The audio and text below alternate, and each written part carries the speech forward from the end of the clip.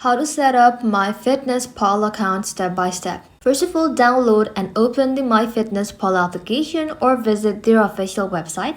After that, you can simply tap on this letter icon, then select the option that says create a new account or sign up now.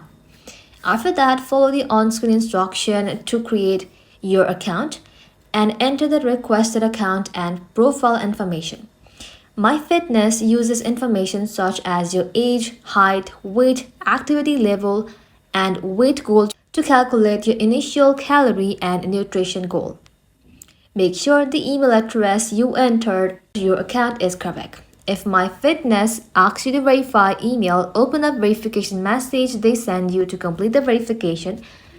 This is important because a verified email can help you recover your account if you ever forgot your password. Once your profile is completed, you can start logging your meals, exercise, and progress. That's it. Thank you all for watching. If this video was helpful, consider subscribing to our channel and liking this video.